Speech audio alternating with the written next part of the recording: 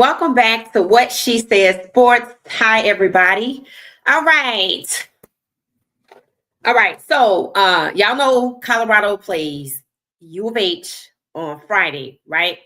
And I think they're headed there now. We have today and tomorrow to kind of get it together, right? And I said I wanted to talk about the defense, right? I want to talk about the defense because I think we're distracted. I think we're distracted by the conversation about quarterback. All right. Before I get into that, let's take care of some business.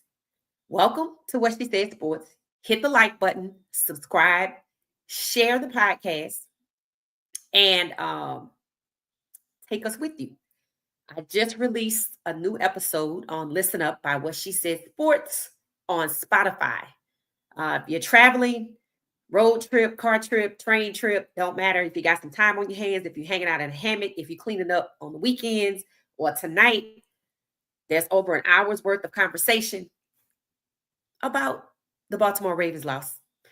And yes, it's from our 4-hour live stream where we talked about the Ravens and the Bills. So if you enjoy the commentary here, you enjoy the commentary there on Spotify. Listen Up, What She Said Sports. Take us with you.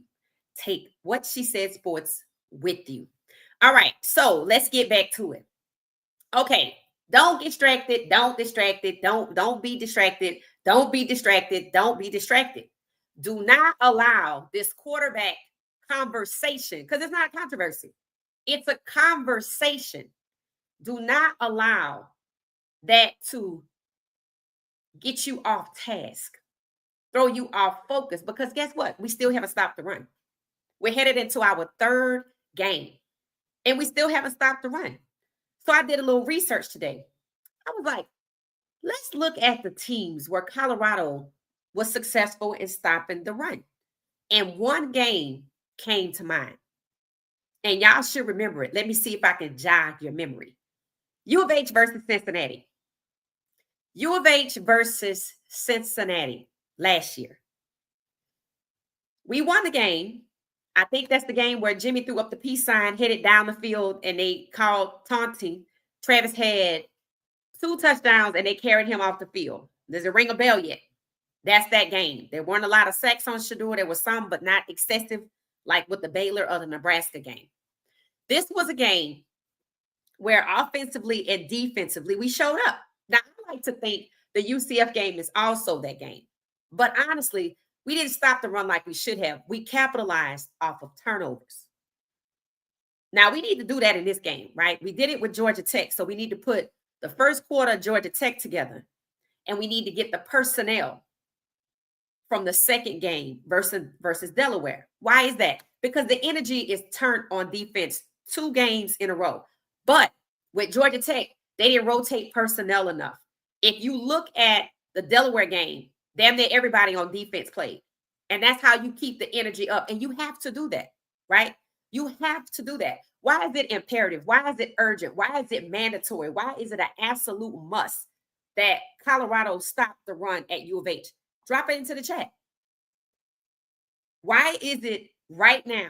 It's urgent that Colorado dominates, not just on defense, but stopping the run. We got the energy, check. Motivation, inspiration, check. But we're missing something. In addition to stopping the run, we're missing tackles. We can't be dominant without tackles. Now, when you look up why is Colorado's defense, what's the strengths and weaknesses? The first thing that's going to pop up about the weakness is stopping the run. Of course, it's going to be missed tackles. But what about the play calling? Is it all on the players? Honestly, is it all on the players? Is it sometimes we're playing man when we should be playing zone? Sometimes we got the 3-4 to 4-5. What is it? I think it's a group effort. I think communication had to improve. I think the energy needed to be dialed up. I think what Martavius French brings to the game. I think what Ben Finesse, Jeremiah Brown brings to the game. Vickers, Seatbelt, Byard, brings to the game. The newness, the new blood. And then the high energy guys like Ben from last year combined to turn up versus Delaware. But we still didn't stop the run. U of H has put over 190 and 200 yards between two games. And I know people are going to be like, oh, well, they're easy. Guess what? We still didn't stop the run in the easy game we played. Georgia Tech was not that difficult. There was some extra going on there. And the some extra could turn up again. But the point is that's on offense. What we're going to do about defense. See, all I want to hear going forward is defense. Defense. Stop the run. Stop the run. So right here on your screen is what? This is from the 2024 game with Cincinnati and Colorado. Yes, we won the game. High flying on offense, and we stopped the run on defense. But check out the defense stats. We haven't seen this yet. Cameron Still-McCrae, 6 of 2 and 1 sack. I don't even know if we have anybody with 6 sacks, 6 tackles yet. I think the highest is 4. So we lacking. And then look at how many guys. Nakai Hill Green, we know what he was about. He 3 for 3, right? 3 solo, 3 assists. Levanta Bentley, Shiloh, Cameron. We don't have this. We don't have this. We need to get there. We need to get there because while we do have people who can give us 4, a lot of people can give us 3. Some people only giving us 1. As you can see in this game right here, what it took is leadership. It took a leader to step forward. Cameron Still-McCrae, Shiloh, leaders and dogs. Regardless of what you thought about Shiloh, you can't knock nobody out with 5 tackles of his own when we don't even have nobody with 4. We have a 1 or 2 and 4, and then we have 3, and then we have 2, and then we have 1. Or then we have a lot of nuns. Versus Georgia Tech, we had a lot of nuns at the bottom. And I was disappointed by that. And people said, oh, that's because they work on the pass rush. I'm like, okay, I'm going to see what they do doing Delaware. It's a little different. If somebody didn't play, I ain't going to call no names. That's why they switched it up. So what they going to switch up this week? And this is on the defensive coordinator. And I went back and watched the Cincinnati game. Again, you can go watch the highlights. You can go and listen to you can go watch the whole game. It's out there. You're going to hear things like Colorado did a wonderful job of stopping the run. You're going to hear there was an impressive effort from the front 7 on defense. You're going to hear Cameron Still-McCrae's name. You're going to hear Travis Hunter's name. You know why? Because you see right here. On offense, Travis Hunter was the guy. On defense, Cameron Still-McCrae. And then Shiloh. So we already have the blueprint, but we're not using it, right? We're not using it. Is it personnel, the type of players that you get? Are you not getting enough Montavious French type players? I've seen some. I've seen Bayard, but how often does he need to start? Taufik Bayard needs to start. Vickers, start. Ben Finesse, start. Jeremiah Brown, start. I don't know how you're going to figure it out. Just like they got to figure it out who they're going to rotate on quarterback, and that's probably what they're going to do. You're going to have to figure out who you're going to start with, who you're going to get the momentum up with. You have the same problem on defense. Who you going to roll with? Who going to get you there? Who going to get the momentum up? Remember, we're playing away. So we need to see this kind of effort from out the gate. We need to see if we are the ones on defense first. We need to have some edge rushers getting to them ankles. Part of the game plan isn't the X's and O's. You have to have the strategy for when you're away to come out swinging so you can reduce their momentum or keep it at bay. Now, last year, Colorado was skilled at coming from behind and shutting them down like with Texas Tech. I don't know if we have that. We might not. I think that's what some people are looking for with Ryan Staub. But let's be clear, ain't nobody Shador. That was a skill he had. You could see when the switch flipped, it was on. Maybe we'll see that again. But just like right here on defense, we haven't seen a Cameron Silver Craig. We haven't seen a Shiloh. I see Shiloh like players. I see Cameron Silver Craig like players, but nobody has hit these numbers yet. And yeah, this was game 6, the one where we clinched the bowl game. But at the same time, if you've already been capable of this in the next year, this is where you start. This is not where you don't reach this in the middle. This is where you start. And for people to say, oh, it's a new group of guys playing together. They've been playing together all summer. They ain't not new no more. They've been playing together all fall. Since the last one came in, they all been playing together. And we got the same coaches that should know how to quickly acclimate the new players. I mean, Coach Swayze got them together already, and they were all new at the same time. No excuses, bro. I don't want to hear no excuses. Vickers came right on in and got to them ankles. Showed in and brought the energy with them. French, Montavious French, same thing. Brought the energy with them. The new guys that came to see you because they wanted to be dominant or being dominant.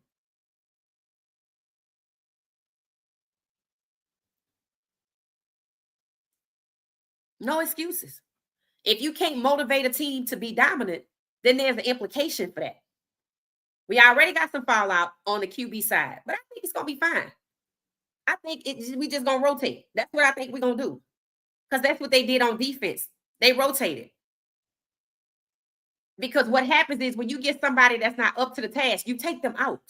See, that was Coach Prime and the offensive coordinator from year 1. He didn't want to rotate. Year 2, didn't want to rotate the offensive line. At least they rotating the offensive line, but I'm still seeing personnel that should not be in the game. 71, 53, and 55 on the offensive line. We watching you. I'm hearing about how one of Colorado players went to another school or back to the school they came from and how they up there balling out. Not a surprise. Not a surprise at all. Not a surprise. People be making choices sometimes. But when it comes to the defense, there are no excuses. Here's what's at stake. If you don't show dominance, if you can't figure out how to win by stopping the run, this is one of the implications right here. And some people ain't going to like it, but I'm going to just tell you what it is. Too bad. Because the reality is the truth. Remember, this is year 3. We got to be able to stop the run and not sporadically. Consistency, consistency, consistency. All right. Let me put it on here for you. I told y'all I was going to share this yesterday. Y'all know who this is. All right. We're going to play it once and we're going to run it back and we're going to talk through it. For people that's in their feelings, I don't know what to tell you. But it's the reality we face with because we're going into year 3 with one of the same problems.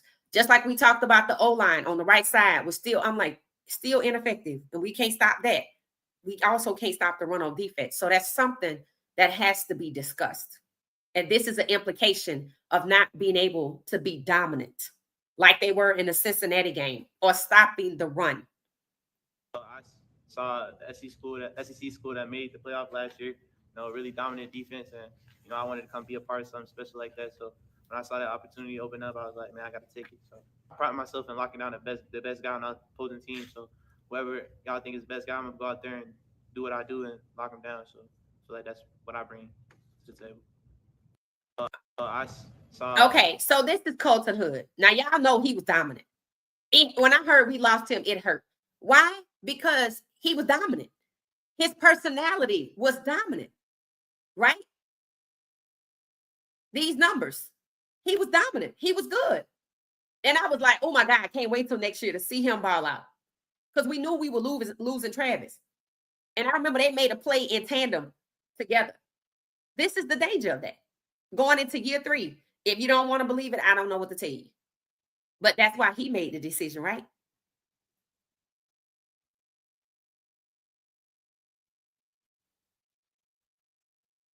I saw an SEC school that made the playoffs last year. That's one. These kids want to win, want to get to the playoffs. And they were dominant. That's what they want to be. They want to dominate, whether they have NFL aspirations or not. If they love playing the game, they want to get to the playoffs. If they go hard, they want the team itself to be dominant.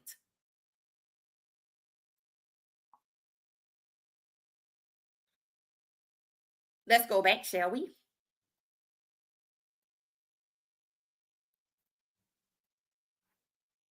I wanted to come be a part of something special like that. So when I saw that opportunity open up, I was like, man, I got to take it. So I wanted to be a part of something special like that. I wanted to. So when I saw an opportunity open up, I moved on. So what did he say? He wanted to go to a team. They went to the playoffs. That was a choice of his. He wanted to go to the playoffs. He wanted to play where they could be dominant and keep going to the playoffs, right? He don't want to be somewhere where in year 3 they trying to figure out how to stop the run. Get mad if you want to, but that's the reality of it. This is what we're missing right here. I don't care if you blame personnel. I don't care if you blame Hart. I don't care if you blame the defensive scheme. Whatever it is, the DC got to get it together. Just like on offense, we have people running rim shot off over the offensive coordinator, because when you come to see you to play football, you have to, as a quarterback, you're going to have to change the offensive coordinator plays. That's the problem, but we talked about that. But then on the other side of the ball, we can't stop the run, which means we can't be dominant, which means we likely won't get to the playoffs. And if we have that going on defense with chaos going on offense, then what the hell is this season going to amount to? No excuses. The defensive coordinator was paid handsomely. Highest paid defensive coordinator at CU, period. No excuses. None. The Cincinnati game is the blueprint. If he was the DC, and I think he was, then he know what to do. He know what personnel to bring in to get us to these numbers right here. He know that they need to learn how to tackle if that's a weakness. We need to understand why we're missing tackles. But first and foremost, we need to go in here and put up a dominant front and not just in posturing. And we can't have a system where players realize the team isn't dominant or it's chaos on offense. And when it comes to defense, we can't be dominant. But guess what? I can be dominant. And when I can be dominant happens, I leave. I see an opportunity in another conference. I want to be a part of going to the playoffs. I want to be a part of being dominant. No excuses, because that's what's going to happen. I said it coming into game 1. I do not want to see the defense struggle to figure out what the hell to do where they came to man and to zone. And in game 1, I saw certain people being dominant. And people point out how the defensive coordinator seems to magically make adjustments in the second half, just like the Nebraska game. You should need the first whole half of the game to strategize and game plan. That's what you're supposed to be doing after we defeat Delaware. No excuses. Don't be distracted. We have 5 quarterbacks that can hand off the ball to the running back. Next problem. Stop the run. That's the priority. That's the focus. That's what people should be talking about. And we need a solution for it. And if it's a well-rounded solution, then we need to get on it. Because guess what the second implication is if we don't stop the run against U of H? Every opponent we played coming after was going to know, oh, we better run the ball because they can't stop the run. It's the message that you're sending to the other teams. You're telling them to game plan against you with their run. That's the message. You're telling the players on the team that came to be dominant to get to the playoffs, it ain't going to happen. That's why the U of H game is so critical. That's why U of H is critical. It's the turning point. We're going into conference play. It's not an easy schedule. So U of H is where Colorado shows up. Don't give a damn who the quarterback is. I probably think we're gonna rotate them all. But on defense, something that's been a nagging problem. See, Colorado hasn't had a nagging problem on offense. Colorado hasn't had a nagging problem on offense when it comes to the quarterback, because we know we had a star. And we know it's going to be hard to replace that. But the nagging problem is we can't stop the run, and don't nobody want to talk about that. Everybody on a QB watch and who going to start. I'm like, that's really what you worried about? That's what you worried about? We should be talking about stopping the run. And it tells you what the priority is at Colorado. Who the quarterback going to be?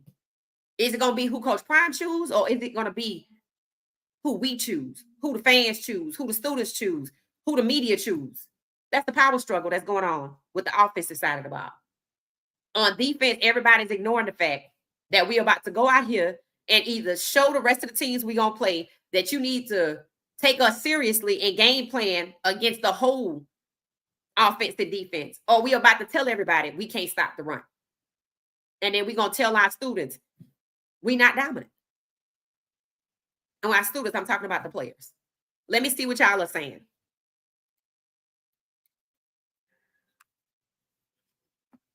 Hey, Rodney, how you doing? How you doing? How you doing? Hey, Pamela. Hey, sis. Greeting. On X, all I've been doing is posting defense. They said the players have to make the plays. Colorado has many athletes to be getting ran on. Barnes, Oates, Wiggins, and McNeil need to show up. When I said that, the excuse was, I said I was shocked. And Georgia Tech game 1, that the people who were there last year, the big dogs, had 0 tackles. 0 tackles.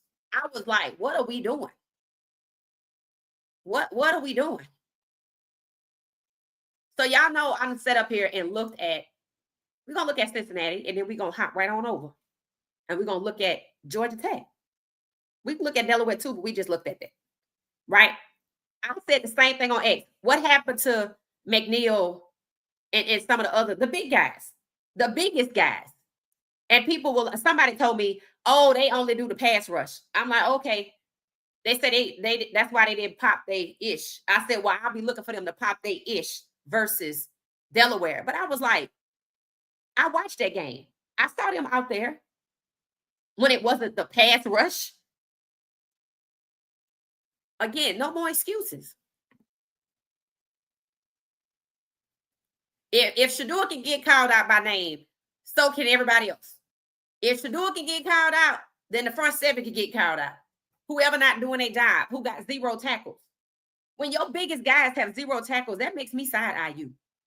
Because if you played here last year, you had some tackles, and now you don't have none, and then you start having some at Delaware, and you start having some at U of H, with considering how the Georgia Tech game went, I'm going to look at you sideways. I'm going to want to tap on your pockets and see what you got in there. Unless you just was having a bad day. And for several people, a part of the front 7 to be having a bad day on a very critical game is a little suspicious. So it's not just about not making plays. Where is the will to make the play? What's stopping the will to win?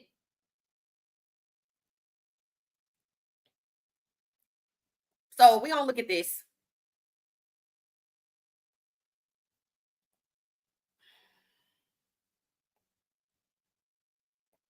All right.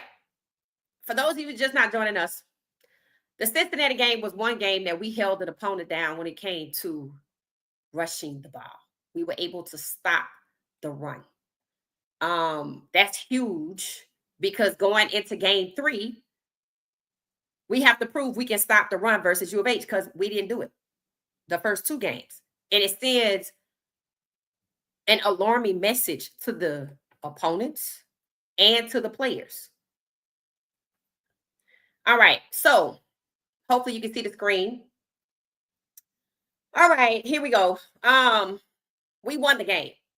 If you don't remember the game, that's where Travis got carried off the field because he did such a good job. That's where Jimmy Horn Jr., I think, ran up the field, scored a touchdown, and they called back the peace sign. I think I was in Houston for that game. Let's see. Colorado had 445 total yards, 351. This is the game to model after. That's why we're talking about this game. 323 passing yards, 123 rushing, which is actually pretty decent for Colorado. And even the announcers said people need to understand that a balanced football game for Colorado is air and a little bit of running. And he's right. But it was funny when Shador was the quarterback, everybody wanted to say we need to run the ball. We ran the ball for 123 yards. We're not running the ball 200 yards. That's not what we do, and nor should that be the focus.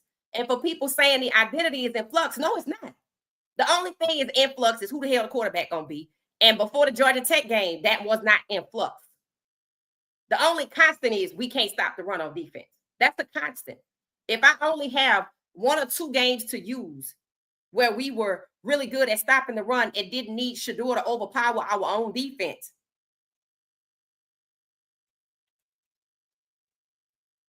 that's the problem. Colorado's identity is not in flux. I don't even think it's in flux to Pat Schumer. I think Georgia Tech is what he wanted to do because he wanted to make Caden look like he wasn't the guy because he wanted to get his guy in there. Yeah, he playing favorites. Don't act like it's a concept that you're not aware of. It happens, and it's obvious. And I told you yesterday, on the offensive side, if Staub is the starter, then what's going to happen to Juju? Because they're going to want Staub to be the starter next year.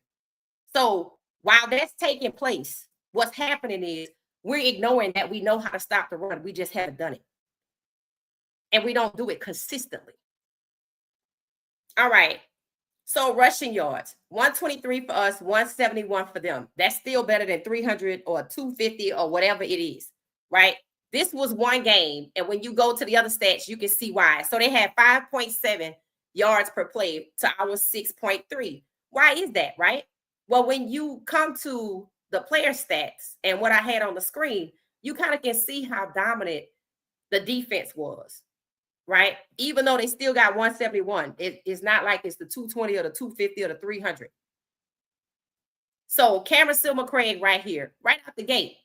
Shiloh, right? But then let's go down here to the guys that I was looking at last week that have been on the team, right? So we lost BJ Green. We still have Amari McNeil. We still have Keaton Wade. We still have Ben. Ben balled out last week. He got his opportunity to ball out. And he did. He showed up, and he and Jeremiah tag teamed the guy, in my opinion, and did a damn good job.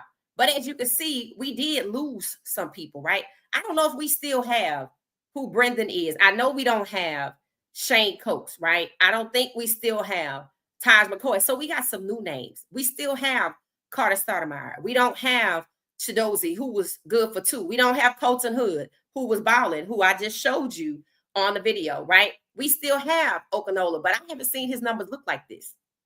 And I don't think he played last week. Maybe he was injured. But in year 1, I don't think he had these numbers. And then we have Arden Walker, 3-0. I don't know if he's hit 3, but I would like to see him hit 3. DJ McKinney, Nakai Hill-Green. Y'all know Nakai Hill-Green is at Alabama. Colton Hood is at Tennessee. And then Levanta Bentley was good for 4 of 1. Right? So we're missing these dogs. We know we have to stop the run. We know we missing people. We know we got new people. But going through 2 games, we still can't stop the run. This was one of the few games that we showed up and stopped the run and won the game. But again, that's because we had Shador. That's because Shador had some kind of wizardry where we could be down or the defense could not be as good, and he gonna show up. He gonna show up. And it happened in the Nebraska game. As horrible as that game was for Shador, he bowed out and tried to get us to come back. If we had another quarter, then maybe we would have tied it up. But the point is, he was able to recognize when things go wrong and start to right the ship on the offensive side. That's what happens when you take people for granted. When somebody else come behind them, then you realize, Shador was good. Yeah. But then so was Cameron Silver-Craig, Shiloh Sanders, Levanta Bentley. I knew we was going to miss Nakai Hill-Green. I was like, oh my God, I can't believe he left. I thought he was going to the league. We still have DJ McKinney. We still have Arden Walker. We still have Okanola. I knew we were going to miss Colton Hood. I knew we would miss Chidozie. So This is the model for how to win with stopping the run and being a powerhouse offensively. I mean, we didn't blow them out the water, as you notice. We still let them get 23 points. So let's move on to the Georgia Tech game. All right. Before let me get there, let me see, because I think we looked at the Georgia Tech game, but let me see what y'all are saying to add to the conversation. Hey, how you doing? How you doing? How you doing? We're only a few days away. Tomorrow night. Yup. It said Nikhil Green don't look good in the Bama game last week. Uh-oh. I wish he had stayed with us because he was a dog. Hey Gail, how you doing? How you doing? Buffs have no identity. We do have an identity. Your identity of your team rests with your head coach. Our head coach has not gone anywhere. It has not gone anywhere. And yes, there are people probably trying to wrestle him for his spot, but he's still there. Rodney said it's the tackle. It said Benson went back to Indiana and is rated a top 3 player at his position. Not a surprise. How you doing, Brian? It said, where are you? OC is Pat Schumer. Yeah. Hey, Mac, how you doing?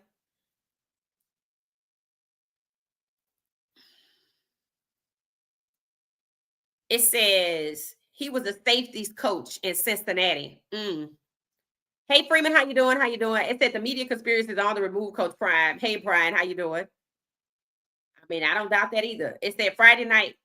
The game is in Houston. The game's in Houston. I think they said they were on their way. I think they said they were on their way.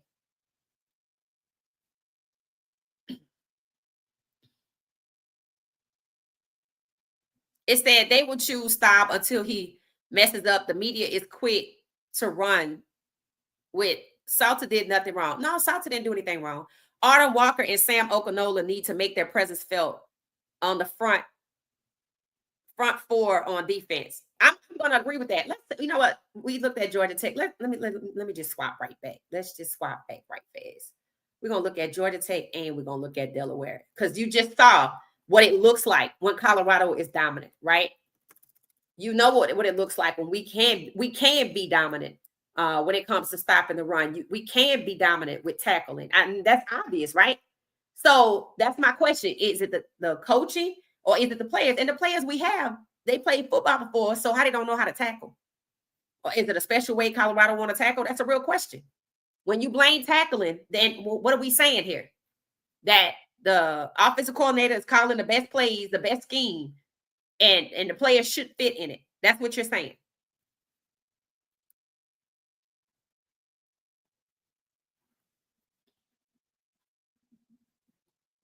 Because I don't think you can go year after year and only stop the run on 1 or 2 games. I think you have to be able to be consistent and stop the run. And if you can't do it consistently, then it's concerning. It's concerning if you can't stop the run consistently. It's like you don't have a process. You're supposed to have a process for that. Shador could be dominant on offense consistently because he got a process. All right, let's see. All right, so you know what it looks like. We just went from seeing Cameron Silver, Craig, Shiloh, Bentley, and then blow it out the water, right? In terms of having the numbers up to like 6 or, not just 1 or 2 tackles. And yeah, I know we had a lot of missed tackles. Let's see here. All right, so y'all should be able to see the screen. That's what I was trying to see. All right, so y'all know we lost the game. And people like to look at the end score and say, oh, we didn't lose by that much. That game was raggedy. Raggedy. Embarrassingly raggedy. One, because we had it in a bag in the beginning until play calling ruined it. And I don't want to hear the same excuse for this weekend. Play calling better be what it is. Better be closer to what it was last year on offense. And defense, let's see what we got. All right, so on the team stats, rushing 320 yards.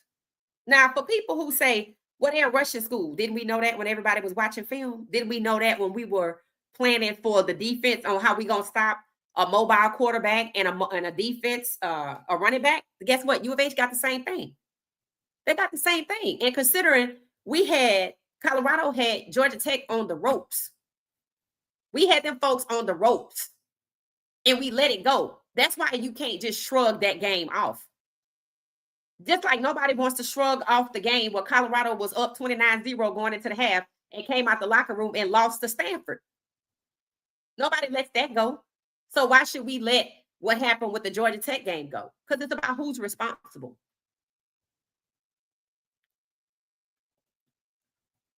All right. So that's the problem. So let's see how we got there a little bit, right? Let's go to the team stats. 320 yards. Jeez. All right. So hold on. By wearing those Want to see that game?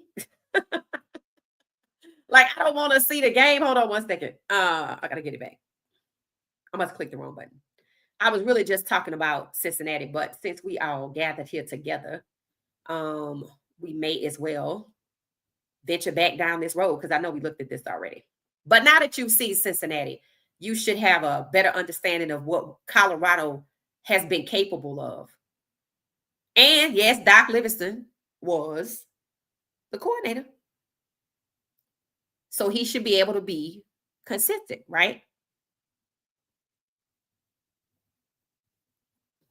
Okay.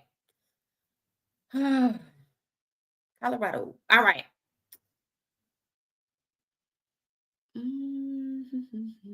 Let's go down here to defense. That's all I really care about right now. So, okay, nope, we got Reginald Hughes. I forgot about him. Did he play in the second game? We got Reginald Hughes. He did ball out. So Reginald Hughes did ball out. He gave us 9. He definitely better start. Martavius French. I keep saying Montavious. Martavius French gave us 5. Keaton Wade gave us 4. Carter Stoudemire gave us 3. Autumn Walker gave us 3. So for people to say he got to show up, he showed up unless you feel like he should be doing better. DJ McKinney, 3. Anaquin Barnes, 3. Quincy Wiggins, 3. And R. Johnson, 2. He balled out 2. Preston Hodge, 2, etc. So these are your top guys right here. Reginald Hughes, French, Keaton Wade, Carter Stoudemire, and Autumn Walker. You know what this came in primarily at? Damn near the top front part of the game, right? So let's go to Delaware and see what we have. All right. Let's get over there. So they balled out. That's why I say take the first quarter. Take the first quarter of Georgia Tech. If you want to call it the first half. Whenever we got 3 turnovers, just take that personnel, take that energy, take that tackling, because you can't say we can't tackle when Reginald Hughes has 9 tackles, right? You can't say that. So you got to get to the root of the problem. You can't just blame the players all the time, because it's not the players when they give you a performance like they did in the first quarter and the first half of Georgia Tech, and you just toss it to the wind. So let's take a look at Delaware. So we actually had better than the Cincinnati game. That's how you know we should have won. All right. So here we go. Let's go to team stats, Delaware. All right. Let me make sure y'all can see my screen. Yeah, I'm talking to myself. All right. That's what I thought. Okay. So right here, Colorado on rushing 84, but hell, they only had 4. They normally run 49 yards. We looked at them. So let's talk about down here at the bottom. Where we at? Player stats. Let's see what we have here. Let's get to Colorado. Let's get to the root of the problem. All right. French gave you, so we didn't have Hughes to be dominant for us. That's an immediate change right there. We didn't have Hughes to be dominant for us.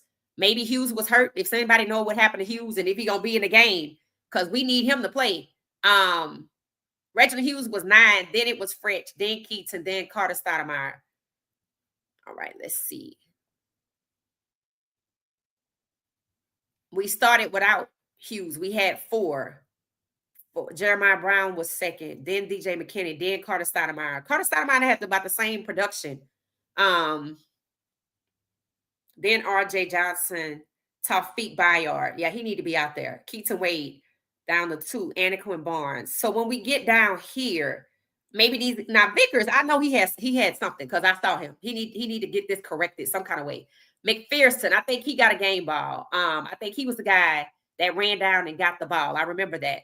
Brandon Davis Swain. I don't know. I heard his name a lot, so I don't know. Y'all gonna have to talk about what was going on with him, because I know people said that he's a dog, right? So I don't know if he had limited production, if they forgot to put his numbers on here like they did for Vickers.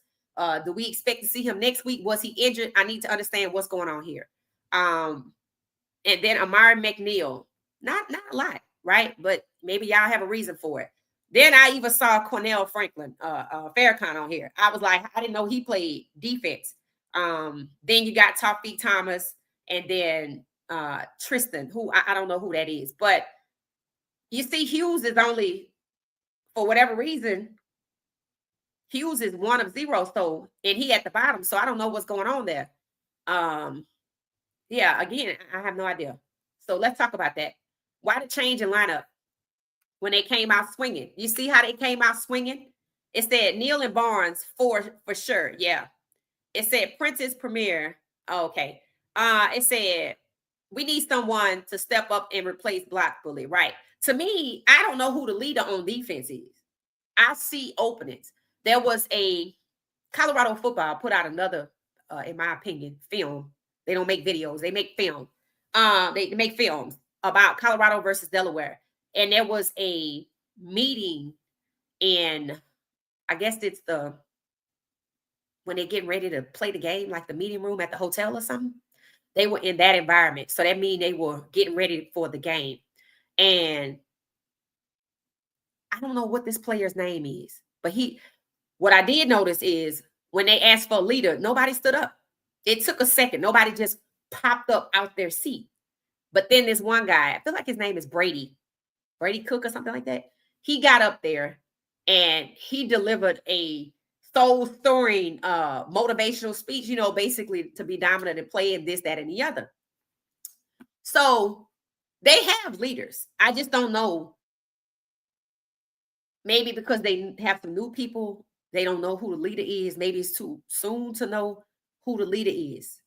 All I know is you better figure it out quick, because the message that you send with the U of H game, whether it's on offense, but we're talking about defense right now, is if you can't stop the run, then everybody going to game plan against you and take you down by way of their run game.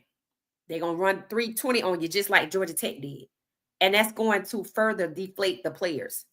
Now, as you can see, with Georgia Tech, they came out swinging. Swinging, right? And then look at the difference. 9 tackles? Did he get hurt? Somebody better find Reginald Hughes and put him in some bubble wrap, because we're going to need him. Hughes and French was out there killing it. Keaton Wade, 4. Why was their production lower? Is it because they rotated other players? But if you have somebody that is not injured and they gave you 9 in the first game with 2 assists, that's 11. They say we missed 12 tackles. You missed this person right here. This one you missed right here. This one you missed right here, because look at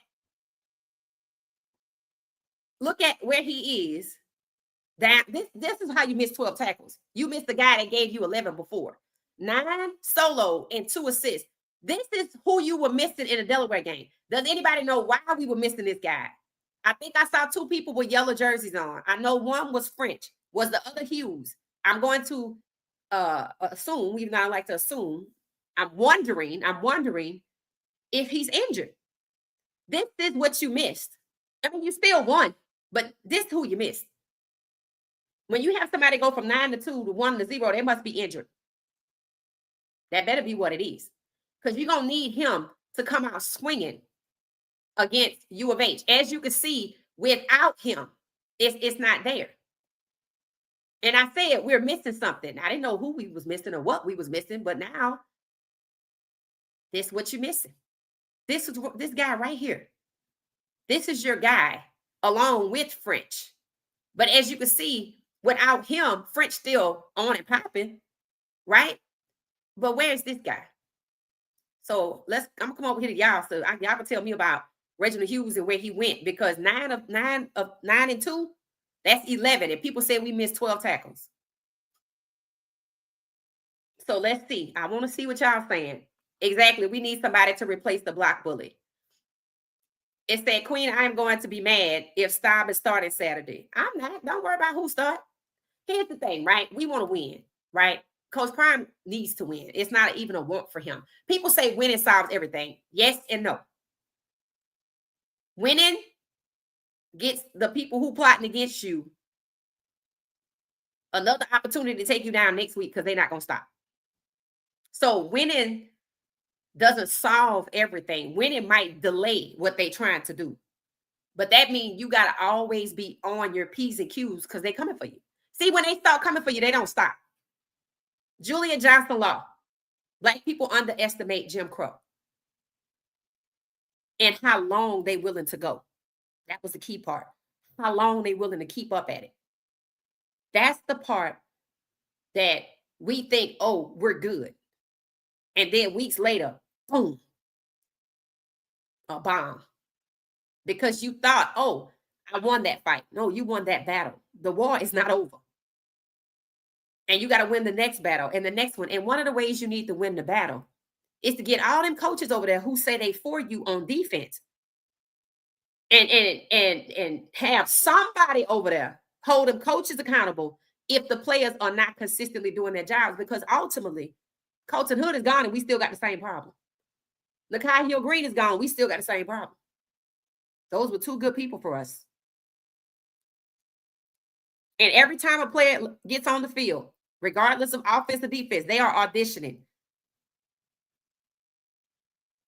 Because y'all know the portal going to open up in January. And that's part of the war. It said, yes, this team is talented, but doesn't seem to have any leaders or dogs. Yeah, we got to figure out who that is. And I don't know if Coach Prime need to go back to the leader and the dog patch, but more people need to have them. I just need to understand why Reginald Hughes didn't play. I'm waiting on somebody to tell me. If not, I'll go look after this. I will be back at 10:35. I already scheduled it. It said linebacker positions didn't improve last year until they added Nakai Hill Green, and we're missing him. Fat Eva said, love those butts. How you doing? How you doing? So, okay. So Brian is saying that when we lost Nakai Hill Green, we lost a big piece to that. But what about this guy right here, Reginald Hughes? I mean, how can you say that this guy right here isn't a contributor? I mean, this is serious right here, right? Even the Cincinnati game, we didn't have a French and a Hughes. Nobody hit those numbers in that game. And that was one of the best games we played, stopping the run.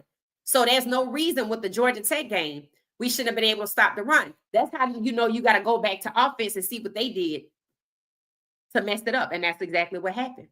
Now, I don't know why we don't have that production from him. Maybe he didn't get the opportunity to be that productive. But going from 9 of 2 to 1 to 0, there must be an injury somewhere. There has to be some kind of injury. There has to be some type of injury.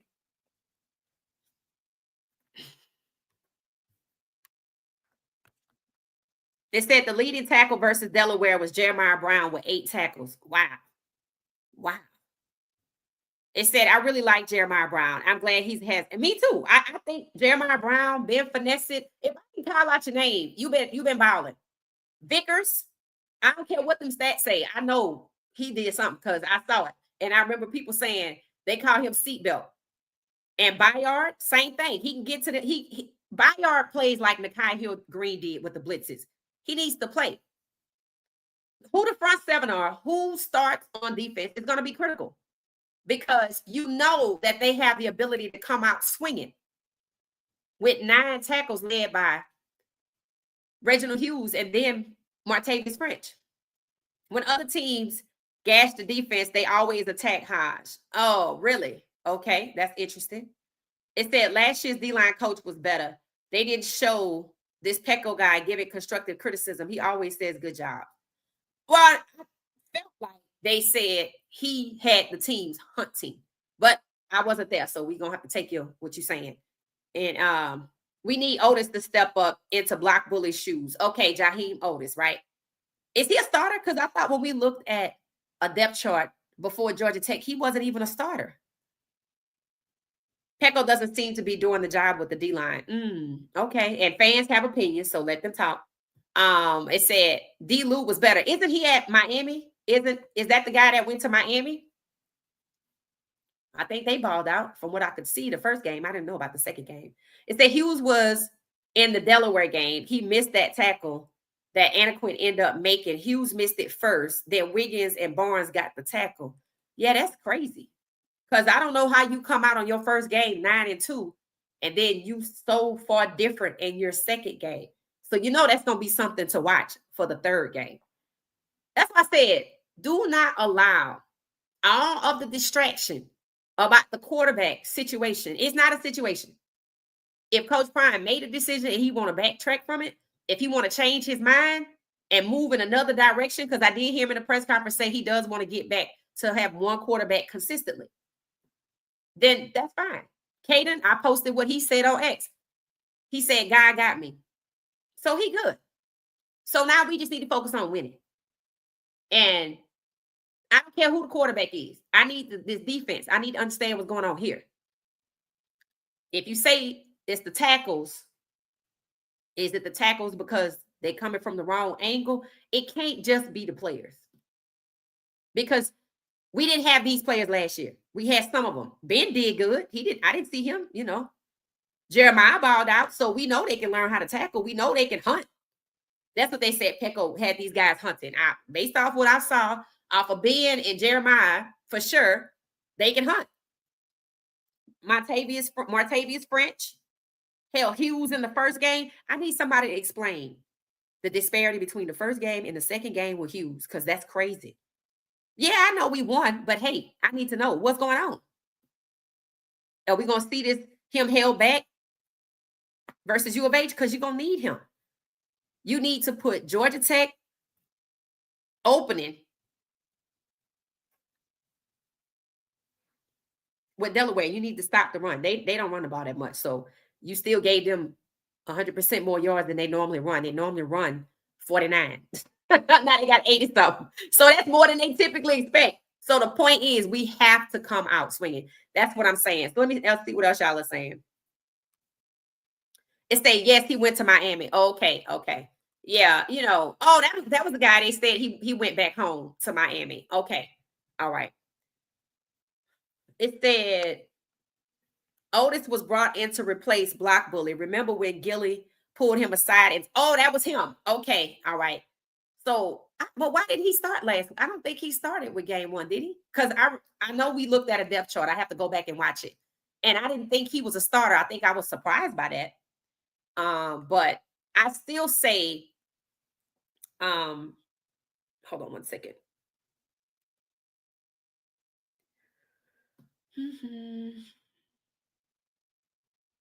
Here it is right here.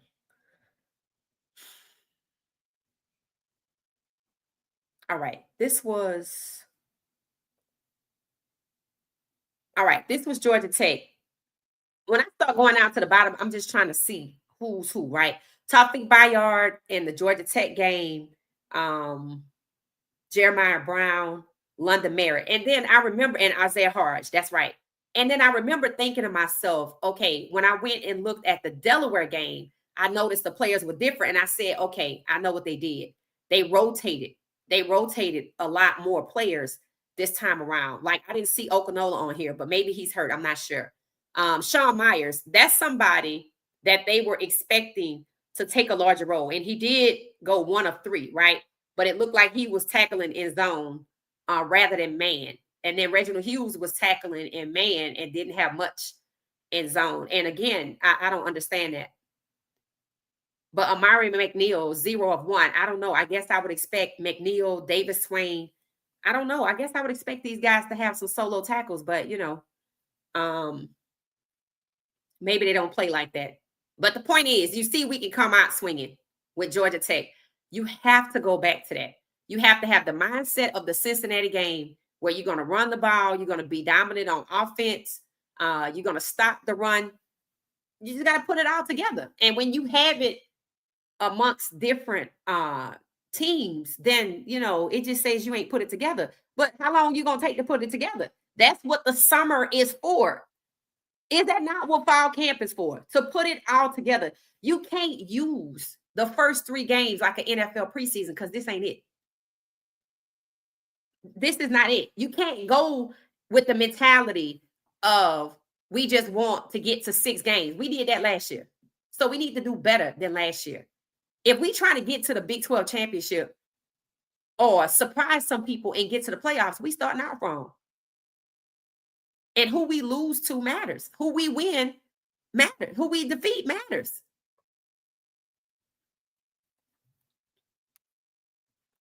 It seems everybody played against Delaware, right, Melissa?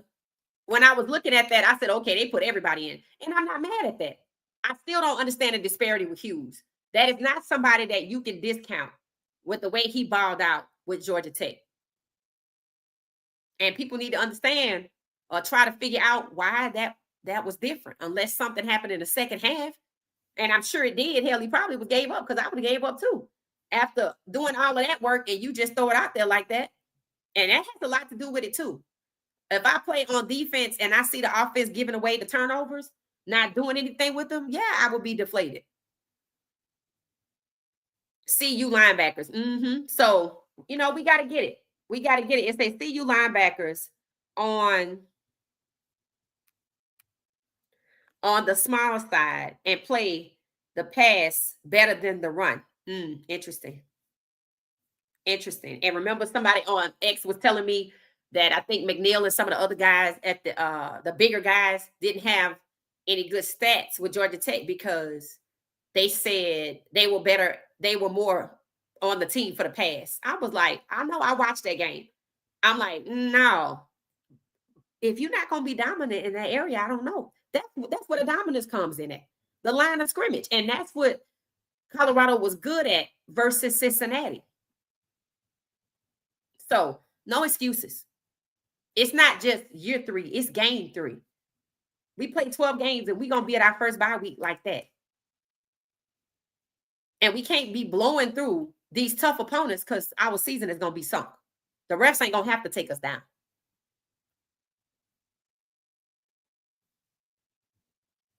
So that's what it is. It said, did you see that Khalil Benson as the O-line is the Big Ten? Yep, I sure did. I also saw what Colton Hood was SEC player for his position with Tennessee. I sure did. That's why I made this video. And again, I'm not surprised because they said one of the guys from year 1, they were like, you would not be surprised where he ended up, one of the O-linemen that couldn't protect Shador. I was like, I wouldn't be surprised.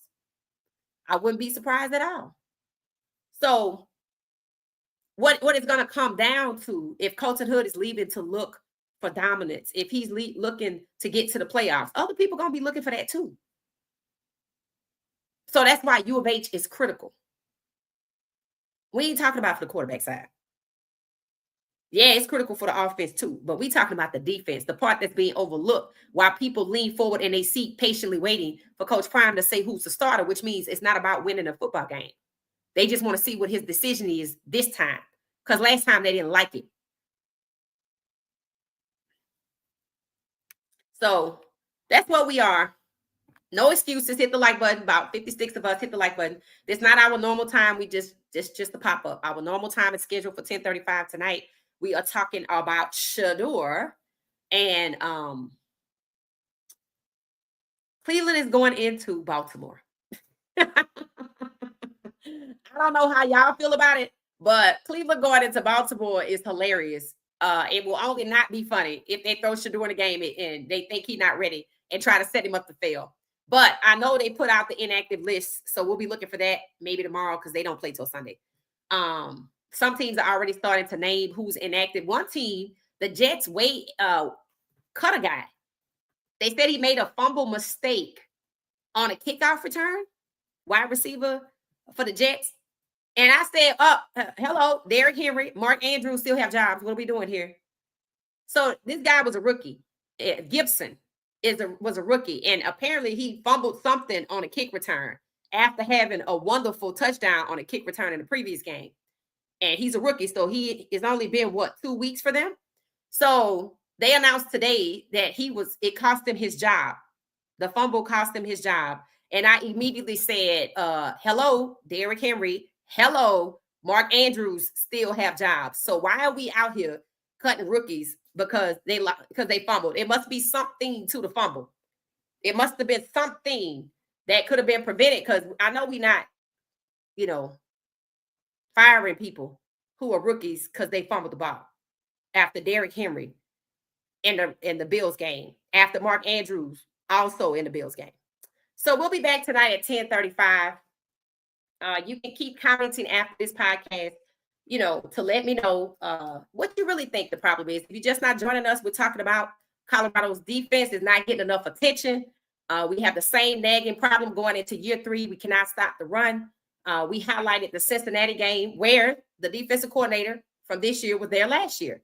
So we know he's capable, but he got to right the ship. He got to get it together. And a lot of people want to point out that it was missed tackles. Well, we looked at the Delaware game, and you can praise CU for rotating the players more.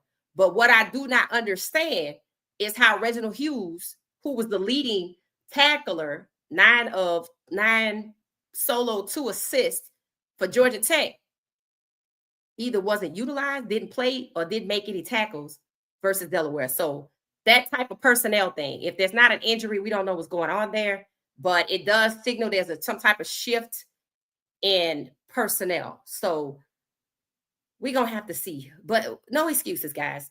Why? Because the implications for not being able to stop the run means we can't be dominant. If we can't be dominant, it's going to cost us in recruiting. It's going to cost us players. It's going to cost the morale of the team. And it's going to signal, if we can't stop the run against U of H, will be the 3rd team. It's going to signal to every opponent that we play that we can't stop the run, and that's how they're going to beat us. Just like they kept beating us with the jet sweep last year. We have to be able to stop the run and the damn jet sweep or the wheel route or whatever it is. Whatever it is that we always get flagged for, the wheel route, we got to stop. All right. Melissa said, I think Hughes was hurt and in a yellow jersey like a week before Georgia Tech. He also had some type of brace. Yeah, but he played in Georgia Tech. 9 solo tackles. And just in case they missing one, he had 10. And when people said Colorado had 12 missed tackles, if you put that guy in, you don't have 12 missed tackles.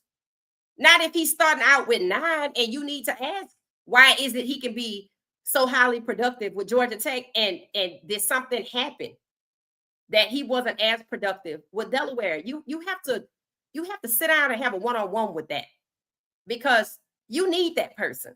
It's obvious. And the Georgia Tech game, that showed you that we had it. Even the Cincinnati game, we didn't even have numbers that high. Yep, he played. All right. Thank you, Titus. All right. So we'll be back 10:35. Going to grab some dinner. Talking about Shador. See y'all later. Don't forget to hit the like button. Don't forget to subscribe. And don't forget to share the video and check out the new episode on Spotify. If you got a long road trip, a cruise, or if you're just hanging out in a hammock, take What She Said Sports with you. Podcast, listen up on Spotify.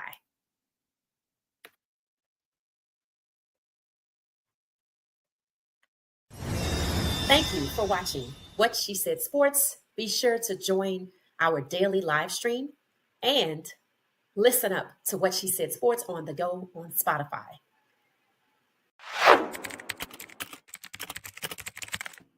Thank you for watching What She Said Sports. Stay for another video.